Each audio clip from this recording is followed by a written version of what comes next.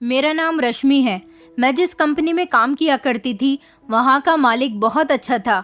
आसपास के सारे लोग उसकी तारीफ किया करते थे। यहाँ तक कि पूरी कंपनी में उसकी तारीफ के चर्चे थे।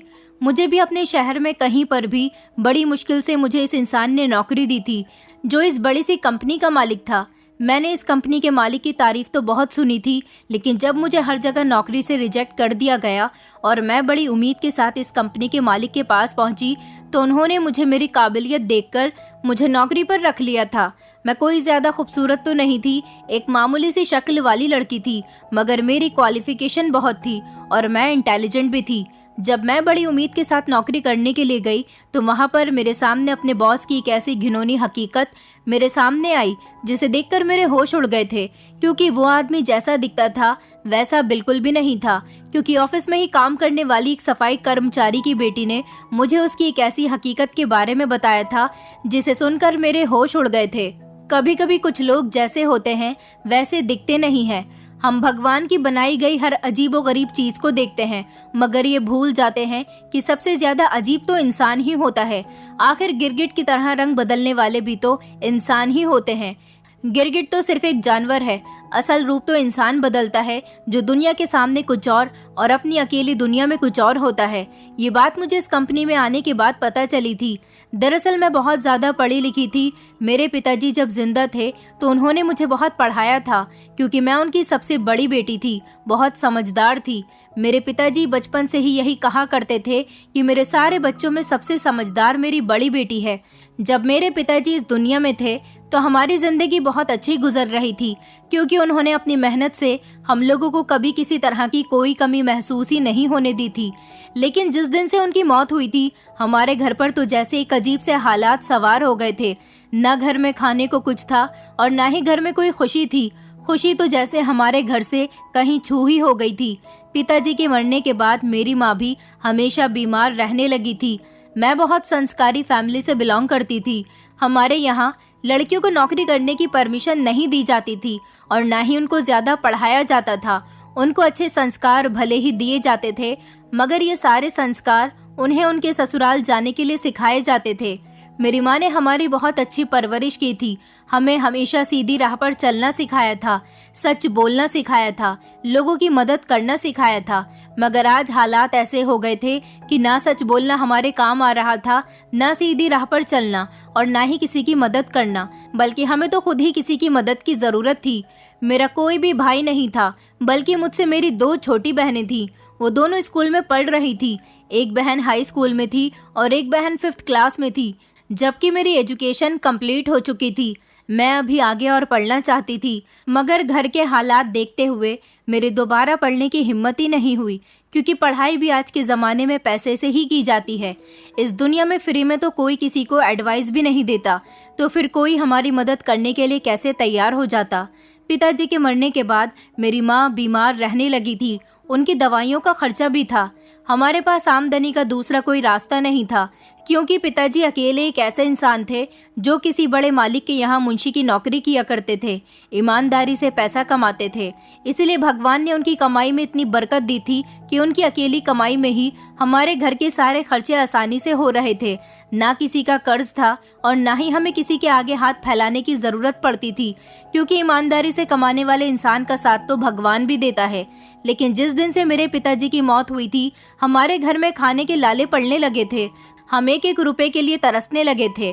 हमारे पास जितने भी जुड़े हुए पैसे थे वो सब भी खत्म हो चुके थे, क्योंकि जुड़े हुए पैसों के साथ सारी जिंदगी नहीं गुजारी जा सकती, सिर्फ कुछ दिन ही कट जाते हैं। मैंने फैसला कर लिया था कि मैं कहीं पर नौकरी करूंगी, लेकिन मेरी माँ मुझे नौकरी पर भेजने के लिए बिल्कुल भी तैयार नहीं थी। उनका कहना था कि हमारे खानदान की लड़कियां नौकरी नहीं करती और हमने तुम्हें इतना पढ़ाया लिखाया है तो नौकरी करने के लिए नहीं, बल्कि तुम्हारी किसी अच्छे परिवार में शादी करने के लिए, ताकि तुम्हें भी तुम जैसा ही पढ़ा लिखा पति मिल सके, जिसकी नौकरी अच्छी हो और तुम्हें सारी जिंदगी खुश रखे। मैंने अपनी माँ से कहा कि अब हमारी मजबूरी है। आपने जितने भी संस्कार हमें सिखाए हैं उन सारे संस्कारों से अब पेट नहीं भरता। देखिए माँ, आप कितनी बीमार हो रही हैं और बहनों की हालत देखिए, दोनों की पढ़ाई भी रुक गई है। उनकी जब तक फीस नहीं जमा होगी वो स्कूल नहीं जाएंगी, और तो और घर में भी खाने के लिए कुछ नहीं है। मेरी माँ मेरी नौकरी से बहुत ज़्यादा परेशान थी, मगर क्या कर सकते थे, हार कर उन्हें भी मुझे नौकरी पर जाने के लिए परमिशन देनी पड़ गई। लेकिन अब प्रॉब्लम ये थी कि मैं नौकरी के लिए जगह जगह धक्के खा रही थी, मगर मुझे कहीं पर भी नौकरी नहीं मिल रही थी। मैं बहुत परेशान थी, मेरी समझ नहीं आ रहा था कि मैं क्या करूं। कभी कभी मन करता था कि अपनी ही जान ले लूं, क्योंकि मैं अपने घर की बड़ी हूं, घर की सारी जिम्मेदारी मुझ पर थी। मेरी 2 छोटी बहनें थीं। अब मेरी बूढ़ी माँ तो लोगों के घरों में काम करने नहीं जा सकती थी। जो करना था वो मुझे ही करना था, जैसे भी करना था।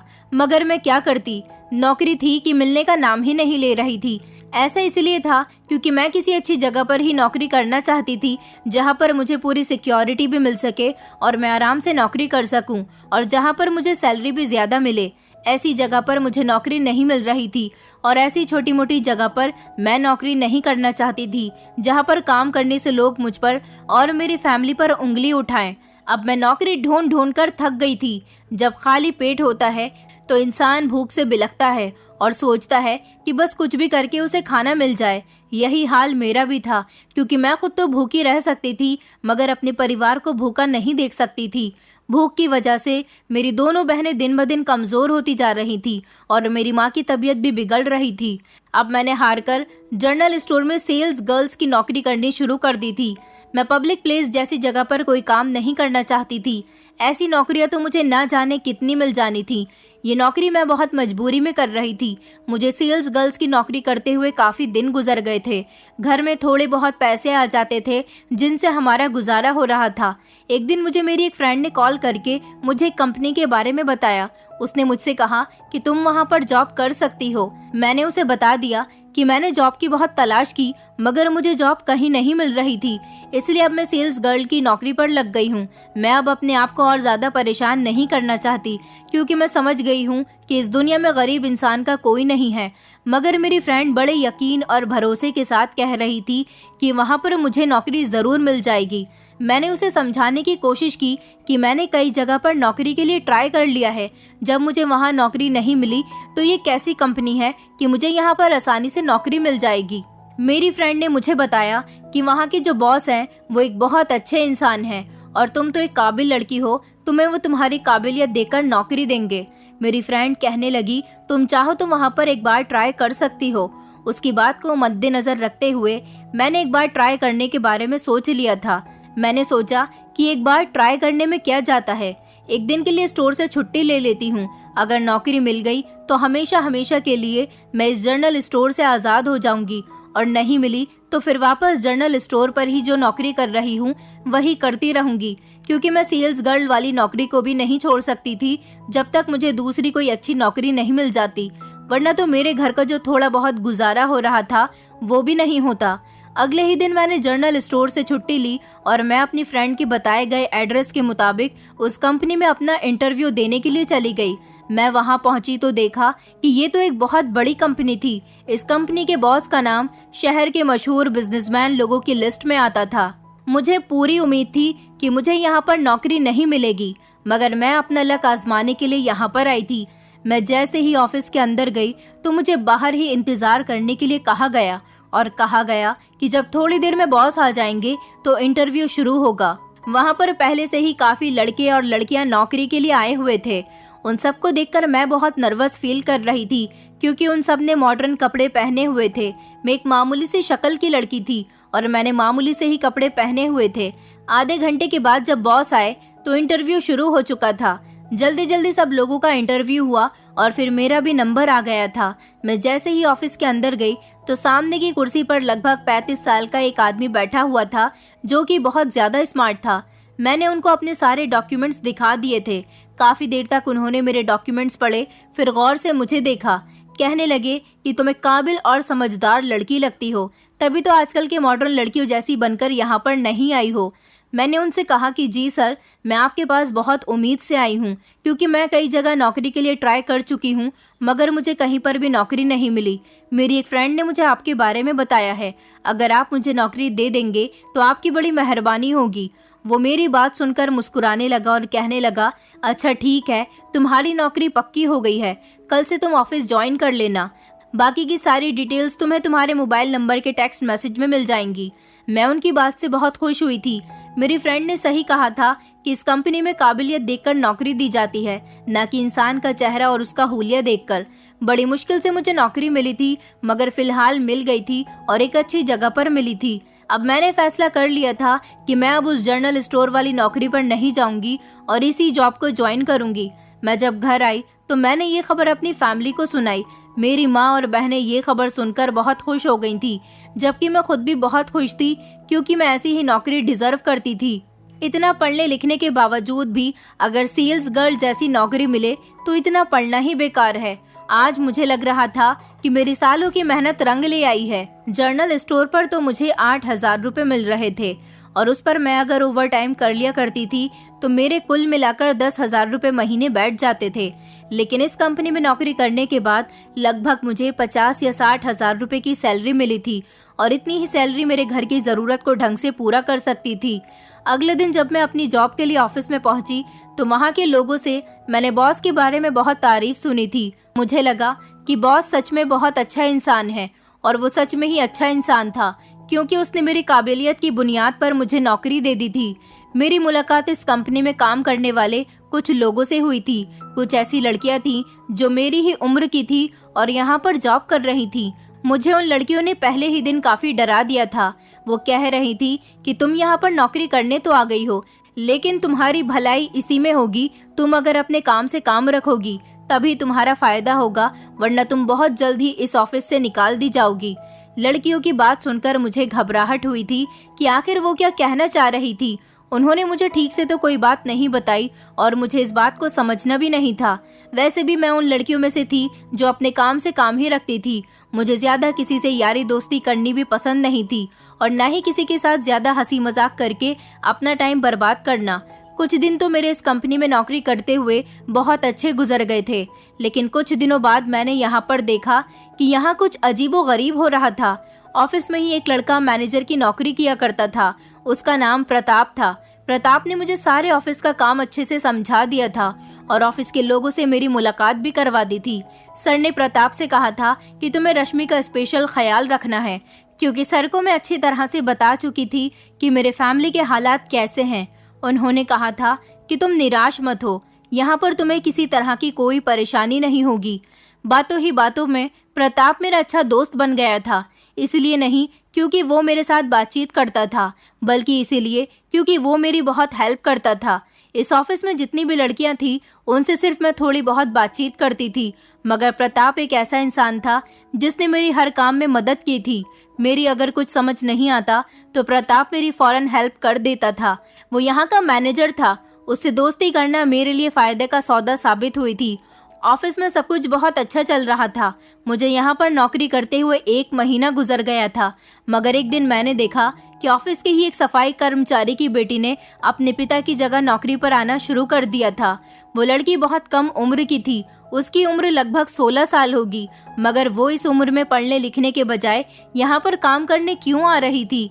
एक दिन जब वो मेरे केबिन की सफाई करने के लिए आई तो मैंने उसको रोक लिया था और उससे पूछा कि आखिर अंकल जी कहाँ हैं? तुम्हारे पिता यहाँ पर सफाई कर्मचारी का काम किया करते थे, अब तुमने अपने पिता की जगह आना क्यों शुरू कर दिया है? तो वो लड़की कहने लगी कि मैडम जी, मेरे पिताजी की तबीयत ठीक नहीं है, वो काफी दिनों से बीमार हैं, घर में खाने पीने के लिए कुछ भी नहीं था, पैसों की बहुत जरूरत पड़ रही थी। अब इस तरह से खाली बैठकर तो पैसे नहीं कमाए जाते, इसीलिए मैंने फैसला किया कि मैं अपने पिता की जगह यहाँ पर साफ सफाई का काम कर लिया करूंगी। मैंने कहा, मगर तुम काम करने के लिए अभी बहुत छोटी हो, तुम्हें पढ़ाई करनी चाहिए। तो वो मेरी बात पर मुस्कुराई और कहने लगी, मैडम जी, आप कैसी बातें कर रही हो? गरीबों के पास तो खाने के लिए पैसे नहीं होते और आप पढ़ाई की बात कर रही हो। ये बात कहकर उसने अपना काम शुरू कर दिया, मगर मैं क्या कर सकती थी? वो मेरे केबिन की सफाई लगाने के बाद वहां से चली गई थी। एक तरह से उस लड़की ने बिल्कुल ठीक कहा था। जैसे मैं मजबूरी में सेल्स गर्ल का काम कर रही थी, मैं भी तो गरीब थी, मुझे भी तो कहीं पर नौकरी नहीं मिल रही थी। ऐसे ही इस बेचारे की भी कंडीशन हो सकती है। उसके बारे में ये सब सोचकर मैंने उसे इग्नोर कर दिया था। वो लड़की, उसका नाम गौरी था और गौरी हर रोज अपने पिता की जगह आकर काम किया करती थी। आज मैं जल्दी ही ऑफिस आ गई थी। मेरा केबिन 2nd फ्लोर पर बना हुआ था। मैं जैसे ही अपने फ्लोर की तरफ आई तो मैंने देखा कि गौरी अपनी आंखों में आंसू लिए सफाई कर रही थी। मैंने रुककर दोबारा उसके चेहरे को देखने की कोशिश की कि कहीं ये मेरी आंखों का वहम तो नहीं है, मगर मैंने नोटिस किया कि गौरी सच में अपनी आंखों से आंसू साफ कर रही थी। गौरी को रोते हुए देखकर मैं परेशान हो गई थी। मैंने उसका हाथ पकड़कर पहले उसे बिठाया और उसे तसल्ली दी, उसे पानी पीने के लिए दिया और फिर उससे पूछा कि आखिर तुम क्यों रो रही हो, क्या कोई परेशानी है? तो वो मेरे तसल्ली देने पर और ज्यादा फूट फूट कर रोने लगी, मगर कुछ भी बताने के लिए तैयार नहीं थी। गौरी ने कहा, मैडम जी आप अपने काम में लग जाओ, अगर किसी ने आपको मुझसे बातचीत करते हुए देख लिया तो आपकी नौकरी खतरे में पड़ सकती है। मैंने उससे कहा कि ये तुम कैसी बातें कर रही हो, भला तुम्हारे और मेरे बातचीत करने में मेरी नौकरी को खतरा कैसे हो सकता है, और तुम चाहती हो कि मैं तुमसे पहले भी कई बार बातचीत कर चुकी हूँ। गौरी कहने लगी, मैडम जी लेकिन पहले की बात और थी और आज की बात और है। मैंने गौरी से कहा, गौरी तुम पागल हो गई हो क्या? ऐसी बातें मत करो, मुझे बताओ कि तुम परेशान क्यों हो और तुम क्यों रो रही हो? क्या अंकल की तबीयत ज्यादा ही खराब है या फिर तुम्हें पैसों की जरूरत है? मुझे लगा था शायद उसके पिता की तबीयत खराब ज्यादा हो गई है, तभी तो वो इतना रो रही है, मगर वो इस बात से इनकार कर रही थी। मेरे ज्यादा पूछने पर वो मुझे अपनी परेशानी बताने के लिए तैयार हो गई थी। वो मुझे अपनी बात बताने ही वाली थी कि ऊपर मैनेजर प्रताप आ गया। प्रताप को आता हुआ देखकर गौरी अचानक से घबरा गई और चेयर से उठकर खड़ी हो गई। कहने लगी, मैडम जी आप अपना काम करो और मुझे मेरा काम करने दो। ये कहकर वो मेरे पास से चली गई। मैं गौरी को आवाज देती रही कि आखिर क्या परेशानी है, तुम मुझे अपनी बात तो बताकर जाओ, मगर उसने मेरी एक न सुनी। प्रताप मुझे देख चुका था कि मैं गौरी से बातचीत कर रही थी और उसे रोकने की कोशिश कर रही थी। प्रताप ने मुझसे कहा कि रश्मि तुम अपने काम पर ध्यान दो और तुम्हें यहाँ पर लोगों से बातचीत करने के लिए नहीं रखा गया। देखो तुम इस मामले से दूर रहो। मैं प्रताप की बात कुछ समझी नहीं थी कि वो किस मामले से दूर रहने की बात कर रहा था। मैंने प्रताप को गौरी के बारे में बताया कि आज वो बहुत ज्यादा परेशान है और जब मैं यहाँ आई तो वो रो रही थी। प्रताप कहने लगा कि कोई बात नहीं रश्मि, बस तुम अपने काम से काम रखो, तुम्हें दूसरों के मामलात में ज्यादा दखलंदाजी करने की जरूरत नहीं है। यहाँ पर तुम्हें नौकरी मिली है, तुम बहुत भाग्यशाली लड़की हो, मगर तुम कोई ऐसा काम मत करो जिसकी वजह से तुम्हारी नौकरी खतरे में पड़ जाए। प्रताप मुझे ये सब बताकर वहाँ से जा चुका था। पता नहीं किसी से बात करने पर, किसी से किसी की प्रॉब्लम पूछने पर मेरी नौकरी को भला खतरा कैसे हो सकता था। ना गौरी और ना ही प्रताप, इन दोनों में से किसी की भी बात मेरी कुछ समझ नहीं आई थी। मैं अपने काम में बिजी हो गई थी, मगर आज मैंने सारा दिन नोटिस किया था कि गौरी बहुत ज्यादा परेशान है, खामोश खामोश सी है, किसी से बात भी नहीं कर रही। आज मेरे केबिन में काम थोड़ा ज्यादा था, इसीलिए मैंने सोचा था कि आज मैं सारी ही फाइल्स निपटाने के बाद ऑफिस से जाऊंगी। वैसे तो ऑफिस की ड्यूटी 5 बजे ही ऑफ हो जाती है, लेकिन आज मैंने सोचा था कि मैं अपना सारा काम निपटा लूंगी, इसलिए मुझे लगभग शाम के 6 या 7 बज जाने थे। मुझे इस बात से कोई प्रॉब्लम नहीं थी, क्योंकि मेरी मम्मी को आज मैं बताकर आई थी कि मुझे घर आने में देर भी हो सकती है। जब शाम के 5 बजे तो ऑफिस के सारे लोग जा चुके थे। कुछ सफाई कर्मचारी और स्टाफ के 2-3 लोग ही ऑफिस में बचते थे। सफाई कर्मचारी तो सारी सफाई करने के बाद ही जाते थे, जिनमें से एक गौरी भी थी। आज प्रताप भी अपने घर नहीं गया था। प्रताप मेरे केबिन में आया और मुझसे पूछने लगा, मिस रश्मि आप अपने घर नहीं गईं? मैंने कहा कि नहीं, वो मेरे पास काम थोड़ा ज्यादा था, तो मैंने सोचा कि आज मैं अपना सारा काम निपटाने के बाद ही घर जाऊंगी। तो वो कहने लगा कि ये तो अच्छी बात है, आप बहुत मेहनत और लगन के साथ काम कर रही हो, सर को आपका काम बहुत पसंद आ रहा है। प्रताप मेरे ही केबिन में मुझसे बातचीत करने के लिए मेरे पास बैठ गया था। आज प्रताप के बातचीत करने का एक अलग ही अंदाज था। वैसे तो मन ही मन मैं भी उसको पसंद करने लगी थी। मुझे उससे बातचीत करना, उसको देखना बहुत अच्छा लगता था, क्योंकि वो एक ईमानदार इंसान था और बहुत अच्छा था। हमेशा मेरी मदद किया करता था। मेरा उस पर दिल आने लगा था। आज बातों ही बातों में प्रताप ने मुझसे अपने दिल का हाल बयां कर दिया था। मैं शर्मा गई थी, मगर मैंने उसे कोई जवाब नहीं दिया था। उसने मुझसे कहा था कि वो मेरे लिए बहुत सीरियस है और मेरे जवाब का इंतजार करेगा। ये कहकर वो मेरे केबिन से चला गया था। शाम के 7 बजे मैं अपने काम से फ्री हुई थी। जैसे ही लिफ्ट से उतरकर बेसमेंट की तरफ आई थी तो ये देखकर हैरान रह गई थी कि बॉस भी अपने घर जा रहे थे और उनकी गाड़ी में प्रताप के साथ साथ गौरी भी उनके साथ जा रही थी। प्रताप का तो समझ आता है कि वो बॉस का मैनेजर है, मगर गौरी को ये लोग अपने साथ कहाँ और क्यों लेकर जा रहे थे? मुझे लगा कि हो सकता है गौरी को बॉस के घर पर काम करना हो, इसलिए वो उसे अपने साथ ही अपने घर ले जा रहे हों। मैं इस बात को इग्नोर करती हुई अपने घर जाने के लिए निकल गई थी। अगले दिन मैंने देखा कि गौरी बहुत खामोश खामोश सी थी। मैंने ऑफिस आते ही गौरी से पूछा था कि आज तुम ठीक हो, आज तो तुम्हें कोई परेशानी नहीं है। वो मेरे सवाल पर अचानक घबरा गई थी और इधर उधर देखने लगी कि कहीं हमें कोई देख तो नहीं रहा। गौरी ने मुझे कोई जवाब नहीं दिया और वो वहां से चली गई थी। गौरी इन दिनों बहुत ज्यादा अजीब अजीब हरकतें करने लगी थी। वो पहले मुझसे थोड़ी बहुत बातचीत कर लेती थी, मगर अब तो उसने मुझसे क्या किसी से भी बात करना बंद कर दिया था। वो ऑफिस में किसी से कोई बात नहीं करती थी और सिर्फ सर झुकाकर अपना काम करती रहती थी। लेकिन मैंने नोटिस किया था कि गौरी प्रताप को देखकर बहुत घबरा जाती थी। प्रताप के आ जाने से उसके चेहरे पर अचानक पसीना आने लगता था। वो ऐसा क्यों करती थी, ये बात मेरी कभी समझ नहीं आई थी। प्रताप और मेरी एक दूसरे के साथ फोन पर धीरे धीरे बातचीत शुरू हो गई थी। प्रताप मुझसे मेरा जवाब मांग रहा था तो मैंने उसको हाँ में जवाब दिया था। मेरा मतलब था कि मैं भी उससे प्यार करती हूँ और उसके लिए सीरियस हूँ। मेरी बात पर प्रताप बहुत खुश हो गया था।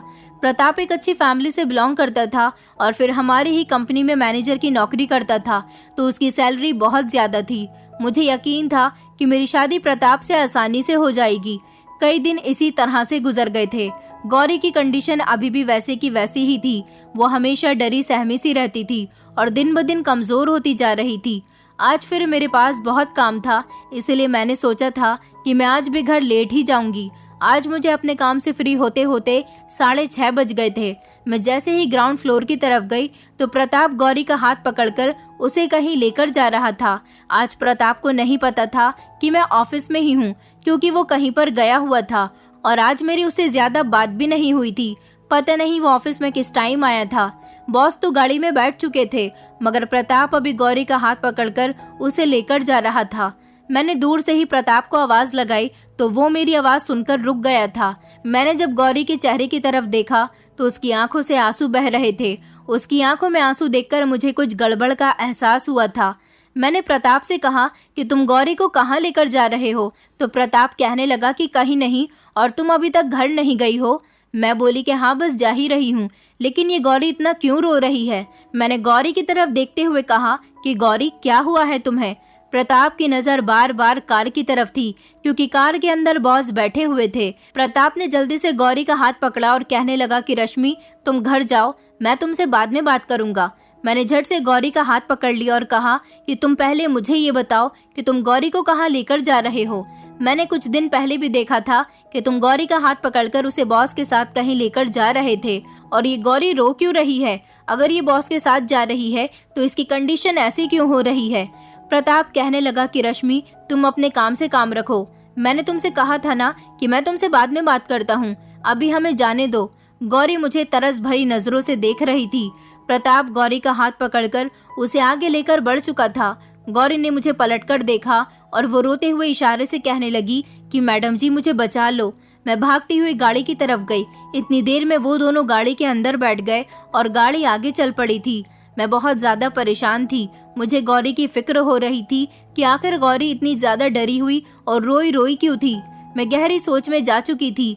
मेरी माँ और बहनों ने जब मुझे इतना परेशान देखा तो वो लोग भी मुझसे सवाल करने लगी कि आज तुम्हें क्या हो गया है, आज तुम इतनी खामोश खामोश क्यों हो, ऐसा लग रहा है कि तुम कहीं खोई हुई हो। मैंने अपने घर पर ऑफिस के बारे में कुछ भी नहीं बताया था, बस कह दिया था कि बस मुझे काम का थोड़ा स्ट्रेस है। रात को भी मुझे इसी बेचैनी में नींद नहीं आ रही थी, क्योंकि मेरी आंखों के सामने बार बार गौरी का रोता हुआ चेहरा नजर आ रहा था। मैंने प्रताप की कॉल का इंतजार रात के 2 बजे तक किया, मगर प्रताप ने मुझे कॉल नहीं की थी। फिर हार कर मैंने खुद ही प्रताप का नंबर ट्राई किया था। उसका नंबर स्विच ऑफ जा रहा था। अगले दिन जब मैं ऑफिस गई तो मैंने फैसला कर लिया था कि आज मैं गौरी से बात करके ही रहूंगी। गौरी दूसरे नंबर पर मेरे केबिन की सफाई करने आई थी। आज मुझे उसका अपने केबिन में सफाई करने आने का इंतजार था। मैं जल्दी ऑफिस चली गई थी ताकि बॉस के और प्रताप के आने से पहले ही गौरी से बात कर सकूं। जब गौरी आई तो वो बहुत ज्यादा डरी हुई थी और मुझसे बचने की कोशिश कर रही थी। मैंने गौरी से कहा कि आज तो तुम्हें मुझे पूरी बात बतानी ही पड़ेगी। आखिर तुम क्यों परेशान हो। देखो, मैं कोई बुरी इंसान नहीं हूँ, मैं भी तुम्हारी तरह एक लड़की हूँ। अगर तुम परेशान हो तो शायद मैं तुम्हारी परेशानी का हल निकाल सकती हूँ। गौरी झट से मेरे गले लग गई और फूट फूट कर रोने लगी। कहने लगी, मैडम जी, मेरे साथ बहुत गलत हो रहा है। मेरी इज्जत के साथ खिलवाड़ किया जा रहा है और मेरी इज्जत के साथ खेलने वाला इंसान कोई और नहीं बल्कि इस ऑफिस का। ये कहकर गौरी खामोश हो गई थी, लेकिन उसकी इस खामोशी पर मुझे एक जोरदार झटका लगा था। मेरी आंखों में भी आंसू आ गए थे। मैंने कांपते हुए शब्दों से गौरी से कहा, क्या तुम्हारी इज्जत के साथ खिलवाड़ प्रताप कर रहा है? क्योंकि मैंने कई बार गौरी को प्रताप से डरते हुए भी देखा था और उसका हाथ पकड़कर उसे ले जाते हुए भी देखा था। पहले तो मुझे गौरी की बात पर विश्वास नहीं हो रहा था। मैंने उससे ये भी कहा था कि तुम मुझसे झूठ बोल रही हो, तो वो कहने लगी, मैडम जी, मैं गरीब आदमी की बेटी हूँ। अपने पिता का इलाज करवाने की खातिर यहाँ पर उनकी जगह काम कर रही हूँ और हम गरीबों के पास तो वैसे भी सबसे कीमती चीज उसकी इज्जत ही होती है। भला मैं अपनी इज्जत को लेकर आपसे झूठ क्यों कहूँगी? और आप गलत समझ रही हो। प्रताप साहब ने मेरे साथ ये सब नहीं किया, बल्कि मेरे साथ तो बड़े साहब ने किया है। गौरी का बड़े साहब से मतलब बॉस से था। मैं उसकी बात सुनकर चौंक गई। मैंने कहा, तुम सच कह रही हो कि बॉस तुम्हारी इज्जत के साथ खेल रहे हैं?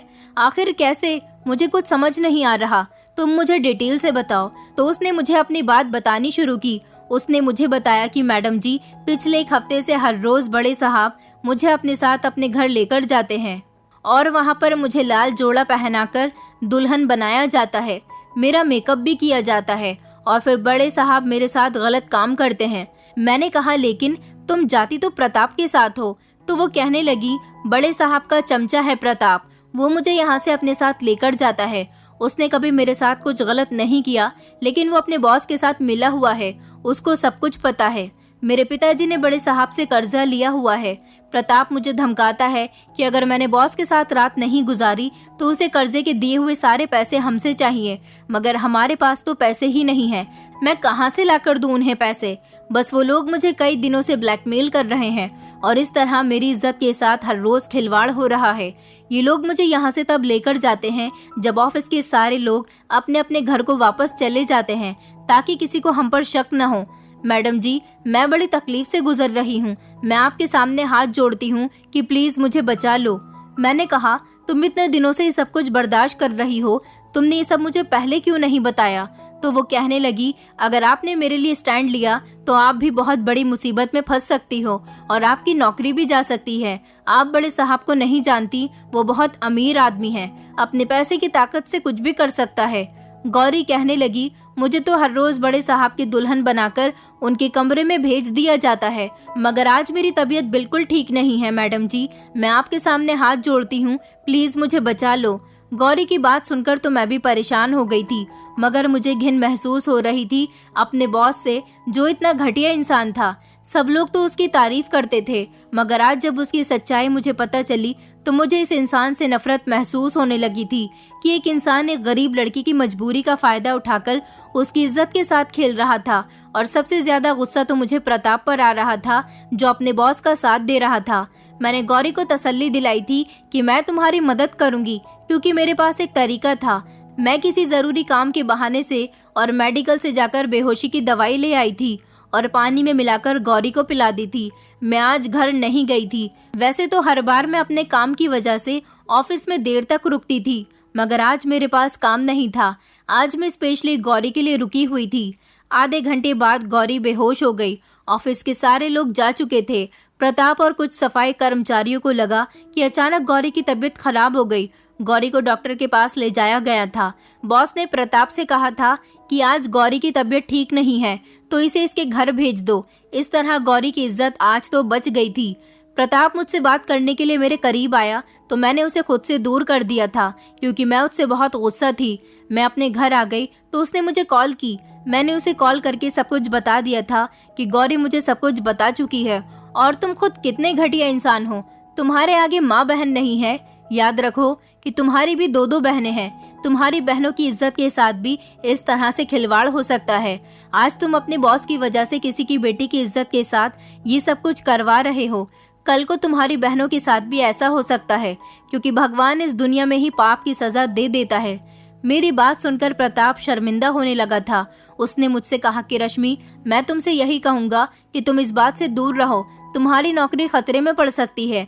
अगर बॉस को पता चल गया कि तुम उनकी हकीकत जान गई हो तो वो तुम्हें नौकरी से निकाल देंगे। मैं प्रताप को बता चुकी थी कि आज मैंने ही गौरी को नशे की दवाई दी थी, जिसकी वजह से वो बेहोश हो गई थी। प्रताप कहने लगा कि रश्मि, आज तुमने उसकी मदद कर ली है, उसको बचा लिया, लेकिन आगे तुम उसकी किस तरह से मदद करोगी? आगे तुम कुछ नहीं कर सकती। अगर तुमने कुछ भी करने की कोशिश की तो तुम इस नौकरी से हाथ धो बैठोगी। और तुम याद करो कि तुम्हें ये नौकरी कितनी मुश्किल से मिली है। प्रताप कह तो बिल्कुल ठीक रहा था। मैं आखिर गौरी की मदद कब तक कर सकती थी? मगर मैंने प्रताप से कह दिया था कि मैं तुम्हारे साथ अब कोई रिश्ता नहीं रखना चाहती। हम दोनों के बीच जो कुछ भी था उसे भूल जाओ। प्रताप मुझसे माफी मांगने की कोशिश कर रहा था, मुझे कुछ बताना चाहता था, मगर मैंने उसकी बात नहीं सुनी और मैंने कॉल कट कर दी थी और फिर अपना नंबर स्विच ऑफ करके मैं सो गई थी। अगले दिन जब मैं ऑफिस में गई तो प्रताप मेरे केबिन में आ गया था और मुझसे बात करने की कोशिश करने लगा। मैं उससे कोई बात नहीं करना चाहती थी, लेकिन उसने फिर मुझे एक ऐसी बात बताई जिसने मेरे होश उड़ा दिए थे। मैंने प्रताप से कहा था कि तुम भी घटिया इंसान हो और तुम्हारा बॉस भी। मैं सिर्फ मजबूरी की वजह से इस ऑफिस में नौकरी कर रही हूँ। अगर मुझे पहले ही तुम्हारे बॉस की हकीकत पता चल जाती तो मैं कभी यहाँ पर नौकरी करने के लिए नहीं आती। मगर अब क्या कर सकती हूँ? मैं यहाँ से नौकरी छोड़कर जा भी नहीं सकती क्योंकि मुझे कहीं और नौकरी नहीं मिलेगी। प्रताप कहने लगा कि प्लीज रश्मि, एक बार मेरी बात तो सुन लो, उसके बाद जो तुम्हारा फैसला होगा मैं मान लूंगा। प्रताप ने मुझे बताया कि बॉस उसके सगे चाचा जी हैं। प्रताप के पिता तो इस दुनिया में नहीं हैं, मगर उसके चाचा ने उसकी फैमिली को सहारा दिया, प्रताप को अपनी कंपनी का मैनेजर बना दिया। उसने बताया कि बॉस की पत्नी की तबीयत पिछले 5 साल से खराब है। बॉस ने हर शहर, हर कंट्री में अपनी पत्नी का इलाज करवा लिया, मगर उनकी पत्नी को एक ऐसी बीमारी है जिसका इलाज पूरी दुनिया में कहीं भी नहीं है। बॉस अपनी पत्नी से बहुत प्यार करते हैं, वो अपनी पत्नी को तकलीफ में नहीं देख सकते। वो एक पढ़े लिखे इंसान हैं, इसलिए जादू टोना, तांत्रिक, वेद ऐसे लोगों की बातों पर यकीन नहीं करते। मगर कहते हैं ना कि इंसान जब हद से ज्यादा मजबूर हो जाता है तो गलत कदम उठाने का फैसला कर लेता है। ऐसा ही कुछ उसके चाचा ने भी किया था। किसी ने उनको एक तांत्रिक बाबा के बारे में बताया था। वो उनके पास जाना तो नहीं चाहते थे, मगर अपनी पत्नी को बचाने की खातिर वो तांत्रिक बाबा के पास चले गए थे। तांत्रिक बाबा ने उन्हें बताया था कि तुम्हें पूरे 1 महीने तक किसी 15 या 16 साल की लड़की को हर रात लाल जोड़ा पहनाकर उसको दुल्हन की तरह तैयार करके उसके साथ रात गुजारनी है। ऐसा करने से तुम्हारी पत्नी बिल्कुल ठीक हो जाएगी। तुम्हारी पत्नी का इलाज यही है। बॉस ने कभी अपनी पत्नी के साथ बेवफाई नहीं की थी और वो किसी दूसरी औरत की तरफ नजर उठाकर भी नहीं देखना चाहते थे। तुमने उनकी तारीफ के चर्चे बिल्कुल ठीक सुने, मगर वो ये गलत काम करने पर मजबूर हैं। मेरे चाचा जी एक शरीफ इंसान हैं। वो किसी की बेटी को किडनैप भी नहीं कर सकते थे और किसी ऐसी गलत लड़की को भी अपने पास उठाकर नहीं ला सकते थे। उन्हें जब दीनदयाल की बेटी के बारे में पता चला कि वो अपने पिता की जगह यहाँ पर नौकरी करने आने लगी है और 16 साल की जवान लड़की है, तो उनको जिस लड़की की तलाश थी वो उन्हें गौरी के रूप में मिल गई। बॉस ने कई साल पहले दीनदयाल को कर्जा दिया था, जिसको उन्होंने वापस उससे कभी मांगा ही नहीं था, मगर अब वो उनकी बेटी को इस्तेमाल करना चाहते थे, इसीलिए उन्होंने उसे ब्लैकमेल किया ताकि वो उनका कहना मानने पर मजबूर हो जाए। और उसे ये भी बता दिया गया था कि अगर तुमने किसी को ये सब बताने की कोशिश की तो तुम्हारे पिता को मार दिया जाएगा। बस ये सब कुछ बहुत बड़ी मजबूरी की वजह से वो कर रहे हैं। अगर तुम्हें यकीन नहीं आता तो मैं तुम्हें अपनी चाची से मिलवाने के लिए लेकर चलता हूँ। तुम उनकी हालत देखोगी तो तुम्हारी आंखों में आंसू आ जाएंगे। प्रताप की बातों पर मुझे यकीन तो आ गया था, मगर मैंने प्रताप को समझाने की कोशिश की कि वो बाबा तुम लोगों को पागल बना रहा है। जिंदगी और मौत तो भगवान के हाथ में है। हम इंसान भगवान के आगे हाथ फैलाने के बजाय इंसान की बातों में आकर गलत काम करने पर मजबूर हो जाते हैं, लेकिन ऊपर वाले पर कभी भरोसा नहीं करते। अगर तुम्हारी चाची के भाग्य में मौत लिखी हुई है तो उन्हें मिलकर ही रहेगी, और अगर उनके भाग्य में जिंदगी लिखी हुई है तो वो किसी भी हाल में बच जाएंगी। बॉस ने उस बाबा की बातों में आकर एक लड़की की जिंदगी बर्बाद कर दी। गौरी तो पहले ही एक गरीब पिता की बेटी है। अब तुम खुद बताओ कि उसकी शादी कहीं और कैसे होगी। जितने गलत बॉस हैं उतने ही गलत तुम भी हो प्रताप, क्योंकि तुम दोनों की बराबर की गलती है। पाप में हिस्सा डालने वाला इंसान भी पापी ही कहलाता है। माफ करना, मैं तुमसे कोई संबंध नहीं रखना चाहती। ये कहकर मैं अपने काम में बिजी हो गई थी और प्रताप खामोश होकर मेरे केबिन से निकल गया था। गौरी के साथ अभी भी वही सब कुछ हो रहा था। मैं चाहकर भी गौरी को नहीं बचा सकती थी, क्योंकि मुझे ये नौकरी बड़ी मुश्किल से मिली थी। मैं अपने घर में दोबारा से परेशानी आते हुए नहीं देख सकती थी, क्योंकि बड़ी मुश्किल से मेरे घर के हालात यहाँ पर नौकरी करने से बदल गए थे। कुछ दिन इसी तरह से गुजर गए। गौरी बेचारी दिन ब दिन कमजोर होती जा रही थी। प्रताप से मैंने पूरी तरह से बात करना छोड़ दिया था। वो भी मुझसे कोई बात नहीं करता था। बॉस कभी कभी हम लोगों को मीटिंग के लिए बुलाते तो मैं बॉस को नजर उठाकर भी नहीं देखती थी, क्योंकि मुझे उस इंसान से नफरत होने लगी थी। भले ही वो मजबूरी में गौरी के साथ गलत कर रहे थे, मगर वो गलत तो कर रहे थे। गलती गलती ही होती है, जानबूझकर की जाए या फिर किसी मजबूरी की वजह से। अब मैंने गौरी से भी बात करना छोड़ दिया था और वो खुद भी मुझसे कोई बात नहीं करती थी। अब मुझसे वो दूर दूर रहती थी और खामोश ही रहती थी। कुछ दिन और गुजरे थे कि अचानक ऑफिस में खलबली सी मच गई। पता चला कि बॉस की पत्नी की मौत हो गई है। हमारे ऑफिस का पूरा ही स्टाफ बॉस के घर उनकी पत्नी के अंतिम संस्कार में गया था, जिसमें मैं भी गई थी। वहां पर मैंने बॉस को उनकी पत्नी की अर्थी के आगे बिलख बिलख कर रोते हुए देखा था। वो जो बाबा पर यकीन करके किसी मासूम लड़की की इज्जत के साथ खेल रहे थे, वो बाबा उनकी पत्नी को नहीं बचा पाया। उनकी पत्नी के भाग्य में सिर्फ इतनी ही जिंदगी लिखी हुई थी, जो कि पूरी हो गई और वो इस दुनिया को छोड़कर चली गई। कई हफ्तों तक बॉस ऑफिस नहीं आए थे। गौरी ने भी ऑफिस आना छोड़ दिया था। अब ना तो उसके पिता आते थे और ना ही गौरी। ऑफिस में एक अजीब सा माहौल क्रिएट था। एक दिन बॉस ने मुझे अपने केबिन में बुलाया। मैं जाना तो नहीं चाहती थी, मगर बॉस का कहना मानना मेरे लिए बहुत जरूरी था। मैं जैसे ही उनके केबिन में गई तो ये देखकर हैरान रह गई कि वहां पर पहले से ही प्रताप भी मौजूद था।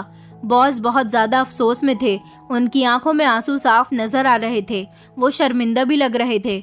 उन्होंने मुझसे कहा, रश्मि, मैं प्रताप की तरफ से तुमसे माफी मांगना चाहता हूँ, क्योंकि उसकी कोई गलती नहीं थी।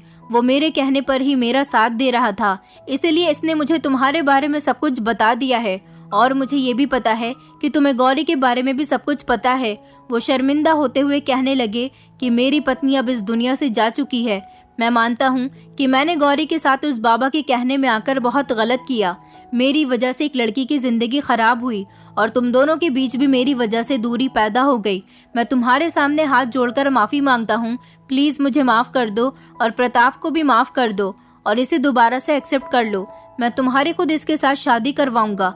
तुम्हारी शादी में जितना पैसा लगेगा वो सारा मैं खुद खर्च करूंगा। मैंने कहा, सर, आपकी गलती बहुत बड़ी थी। मुझे आपकी पत्नी के जाने का बहुत अफसोस है, मगर आपको माफी मुझसे नहीं बल्कि गौरी से मांगनी चाहिए। तो बॉस ने कहा कि मैं गौरी से माफी मांग चुका हूँ, बल्कि मैं उसके पिता के पास अपना रिश्ता लेकर गया था। मैं गौरी से शादी करना चाहता हूँ।